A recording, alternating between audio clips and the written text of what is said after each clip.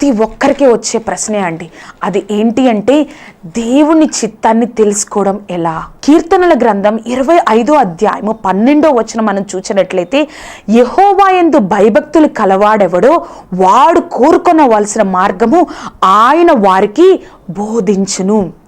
ఎవరైతే భయభక్తులు కలిగి ఎవరైతే దేవుడి యందు విశ్వాసం ఉంటారో వారు ఏమి కోరుకోవాలో ఆయన మనకి బోధిస్తారంటండి. ఒక చిన్న బాబుని వాళ్ళ తండ్రి నేను నిన్ను స్కూల్కి తీసుకువెళ్తాను అని చెప్పినప్పుడు ఏ విధంగా స్పందిస్తాడండి? వెంటనే ఆ చిన్న బాబు నా డాడీ నేను స్కూల్కి తీసుకెళ్తారంట, బయటికి తీసుకెళ్తారంట అని చెప్పినప్పుడు వెంటనే వాళ్ళ డాడీతో సంతోషంగా వస్తారు. ఆ చిన్న బాబులో కొంచెం కూడా సందేహం ఉండదు. మా నాన్నకి దారి తెలుసా? మా నాన్న నన్ను కరెక్ట్గానే తీసుకెళ్తాడా? ఏమన్నా యాక్సిడెంట్ అవుతుందా? మా నాన్నకి బండి మీద డ్రైవ్ చేయడం తెలుసా? బండి డ్రైవ్ అని కొంచెం కూడా ఆలోచన రాకుండా సురక్షితంగా నా తండ్రి నన్ను సురక్షితంగా తీసుకెళ్తాడు అని ఏ భయం లేకుండా బయటకు వెళ్దాం అనగానే, బజారుకు వెళ్దాం అనగానే చిన్నపిల్లలు చాలా సంతోషంగా వస్తారు. అదేవిధంగా అన్నీ తెలిసిన దేవుడు చిత్తానికి లోబడడానికి మనం ఎందుకంటే సందేహిస్తాం? సమస్తము ఎరిగిన ఆ చిన్న బిడ్డవాడు ఎటువంటి సందేహం లేకుండా దేవుడు తండ్రి ఎట్టు తీసుకెళ్తే అటు వెళ్తాడే. అన్నీ తెలిసిన దేవుడు నా చిత్తానికి లోబడు అని నిన్ను ఎన్నోసార్లు హెచ్చరిస్తున్నా మనం ఎందుకండి సందేహపడతాం? మనం సందేహపడకుండా ఆయన ప్రతి విషయం, నీ భవిష్యత్ ఏంటో నీకు తెలియకపోవచ్చు. దేవుడి చిత్తానికి నువ్వు లోబడుతూ ఉన్నప్పుడు నీ భవిష్యత్ ఏంటో నీకు అర్థం కాకపోవచ్చు, నీకు తెలియకపోవచ్చు. ఒక్క విషయం మనం గుర్తుపెట్టుకుందామండి, మనకి తెలియని భవిష్యత్తు అన్నీ తెలిసిన దేవుని చేతిలో ఉందని మనం ముందుకు సాగుతూ ఉన్నట్లయితే మనం ఆశీర్వదింపబడమే కాదు, కానీ ఎంతో మందికి దేవుడు మనల్ని ఆశీర్వాదకరంగా చేస్తారండి. దేవుడికి ఇష్టమైన రీతిలో, దేవుడికి చిత్తానుసారమైన రీతిలో నువ్వు నేను జీవించినట్లయితే మనకే అది ఒక ఆశీర్వాదకరంగా ఉంటుందని గుర్తుపెట్టుకోవాలి. కీర్తనల గ్రంథం 32వ అధ్యాయం 8వ వచనం చూసినట్లయితే, నీకు ఉపదేశం చేసేదను, నీవు నడవవలసిన మార్గమును నీకు బోధించేదను, నీ మీద దృష్టి ఉంచి నీకు ఆలోచన చెప్పేదను.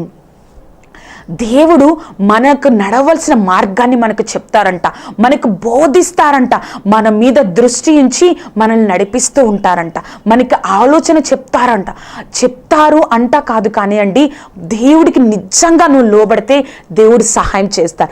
చెప్తారంట అని అనుకుంటాం కానీ నువ్వు లోబడి నువ్వు ఆ యొక్క కార్యాన్ని నువ్వు చూడగలిగితే నీ యొక్క సాక్ష్యం ద్వారా నేను దేవుడు ఈ పని చేయమన్నాడు, దేవుడు నన్ను ఇలా ఉండమన్నాడు, ఆయన చిత్తాన్ని ఇలా చేయమన్నాడని నీ యొక్క సాక్ష్యం ద్వారా ఎంతో మందిని నువ్వు దేవుని చిత్తానికి లోబడేటట్లు చేయగలవండి. దేవుని చిత్తంలో మనకు ఆశీర్వాదం ఉంది.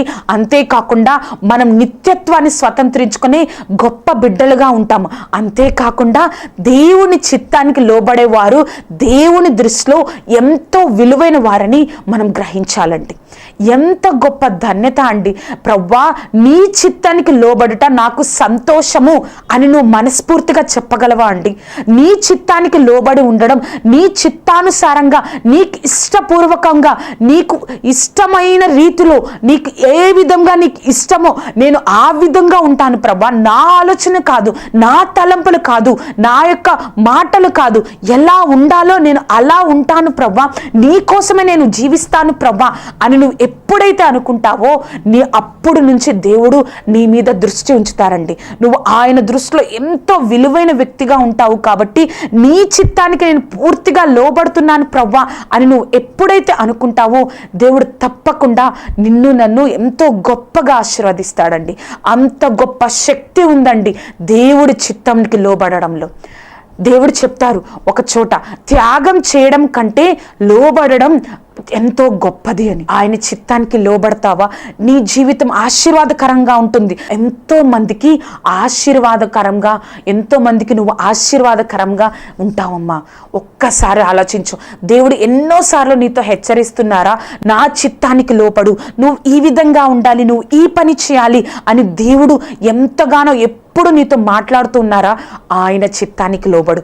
ఆయన చిత్తానికి లోబడిన జీవితం ఎలా ఉంటుందంటే ఆయన చేత ఆశీర్వదింపబడిన జీవితం, ఆయన చేత రక్షింపబడే జీవితం, కాచి కాపాడే జీవితం, ఆయన చేత శ్రద్ధ వహించిన జీవితం, అంతేకాకుండా ఆయన సహాయం పొందుకునే జీవితం కలిగి ఉంటావని ఎప్పుడు మర్చిపోవద్దు.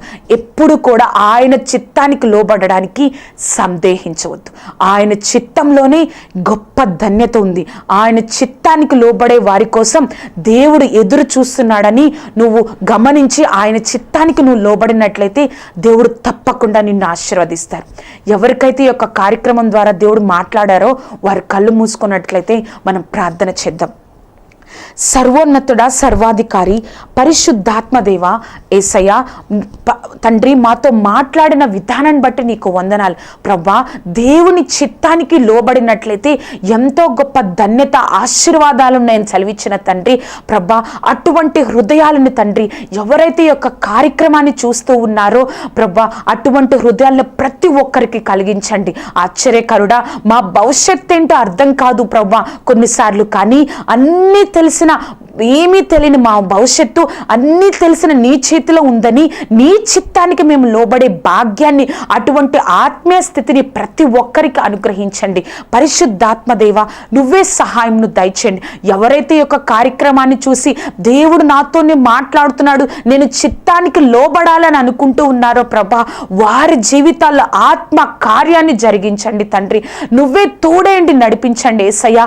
నీ చిత్తాన్ని నెరవేర్చాలని, నీ కోసం బ్రతకాలనే ఆశను ప్రభా కలిగించండి. పరిశుద్ధాత్మదేవ, భక్త సింగ్ ఎలా అయితే ప్రభా యొక్క తల్లిదండ్రులు వదిలేసి ఉన్నారో, కానీ తండ్రి నీవు వదలకుండా ఎంతో మందికి ఒక ఆత్మీయ తండ్రిగా తనని నిలబెట్టావేసయ్యా. భక్త సింగ్ గారిని నిలబెట్టావు ప్రభా. అటువంటి గొప్ప సాక్ష్యాలు వింటూ కూడా మేము ఈ విధంగా ఉంటా, చిత్తానికి లోబడకుండా, మాకు వచ్చే ఆశీర్వాదాలు పొందుకోకుండా, అటువంటి జీవితాన్ని ఎవ్వరూ జీవించకుండా ప్రభా, నీ చిత్తానికి లోబడి నీ సాక్షులుగా పరలోకానికి స్వతంత్రించుకునే భాగ్యాన్ని మా అందరికీ కలగచేసి, నీ నామాన్ని ప్రభా ఈ యొక్క లోకంలో గొప్పపరిచే బిడ్డలుగా మా ద్వారా నువ్వు మహిమపరచడానికి మాకు సహాయం దయచేసి, అటువంటి ఆత్మీయ స్థితిని కలగచేసి తండ్రి నీ నామాన్ని మహిమపరచుకొనగలరని తండ్రి నువ్వే తోడేండి నడిపించగలరని నజరేయుడైన యేసుక్రీస్తు నామమున అడిగి వేడుకొంచున్నాం తండ్రి. ఆమెన్. ఏసే మనకు ఆశ్రయం అనే ఈ టీవీ కార్యక్రమాన్ని వీక్షిస్తున్న మీ అందరికీ నజరేయుడైన యేసుక్రీస్తు నామమున శుభములు.